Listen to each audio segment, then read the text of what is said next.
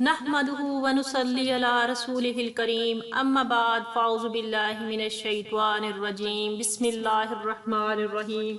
شب برات بخشش، عزت، مغفرت، سعادتوں والی رات ہے، نصیبوں والی گھڑیاں ہیں جب اللہ تبارک و تعالیٰ نبی کریم صلی اللہ علیہ وآلہ وسلم کی امت میں سے بنو کلب کی بکریوں کے بالوں کی تعداد کے مطابق مغفرت فرمائیں گے، اور اللہ سبحانہ تعالیٰ مغرب سے لے کر صبح صادق تک آسمانی دنیا پر نزول فرمائیں گے اور اعلان فرمائیں گے، ہے کوئی بخشش مانگنے والا جسے میں بخش دوں؟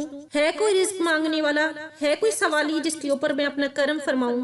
حدیث پاک میں آتا ہے اس رات کے صدقے اللہ سبحانہ تعالیٰ پچھلے تمام گناہ معاف فرما دیں گے سوائے ان 5 لوگوں کے۔ نمبر 1 مشرک، نمبر 2 دل میں بغض رکھنے والا، نمبر 3 تکبر کرنے والا، نمبر 4 ماں باپ کی نافرمانی کرنے والا، ان کو دکھ دینے والا، ان کے سینے کو چور چور کرنے والا، نمبر 5 شراب پینے والا زناکار۔ اس وقت جن حالات اور آزمائشوں کا ہمیں سامنا ہے، ضرورت اس بات کی ہے ہم اپنے گھروں میں اور مسجدوں میں اپنے اپنے مصلی پر بیٹھ جائیں، اپنے رب کریم کو یاد کریں، اس کے حضور اپنی پیشانی کو جھکائیں اور اپنے حصے کی خیرات طلب کریں، استغفار کریں، قرآن پاک کی تلاوت کریں، دن کا روزہ اور رات کا قیام کریں۔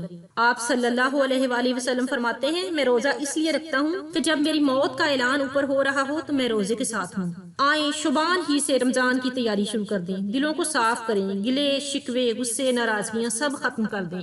بہترین بندگی توبہ کرنا اور دعا کرنا ہے، کیونکہ اس رات اللہ تعالیٰ اپنے بندے پر بندگی ڈالتے ہیں۔ حضرت آدم علیہ السلام نے 300 سال رو کر گزاری، اللہ تعالیٰ سے دعا مانگی، ربنا ظلمنا انفسنا وَإِن لَّمْ تَغْفِرْ لَنَا وَتَرْحَمْنَا لَنَكُونَنَّ مِنَ الْخَاسِرِينَ۔ اللہ تعالیٰ نے ان کی آہوزاری قبول کی، ان پر فضل فرمایا اور رحمتوں، برکتوں اور نوازشوں سے مالا مال کر دیا۔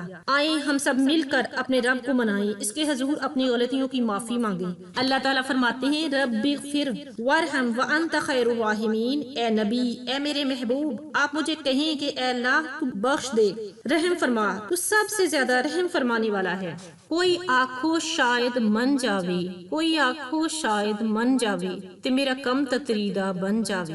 بے یقینی کے ساتھ دعا نہ مانگے، آپ نے فرمایا جب رب سے مانگو تو اصرار کر کے مانگو، رغبت کے ساتھ مانگو، رب کے لیے کوئی چیز دینا مشکل کام تو نہیں ہے۔ حضرت عائشہ فرماتی ہیں کہ حضور پاک صلی اللہ علیہ وآلہ وسلم نے دعا مانگی، دعا ختم کی، پھر دعا مانگی، اس کے بعد پھر تیسری بار پھر دعا مانگنے لگے، یعنی 3 بار دعا مانگنے لگے۔ مانگیں گے مانگے جائیں گے، منہ مانگی پائیں گے، مانگیں گے مانگے جائیں گے، منہ مانگی پائیں گے، سرکار من اللہ ہے نہ حاجت اگے کی ہے۔ آخر میں یہی کہوں گی، اللہم انکا عفو کریم تحب عفو فاعف عنی۔ اے میرے اللہ، اے میرے پالنے والے، اے میرے رب العالمین، تو درگزر کرنے والا ہے، تو معاف کرنے والا ہے، تو معافی کو پسند کرتا ہے، بس ہم سب کو معاف فرما دے، آمین ثم آمین۔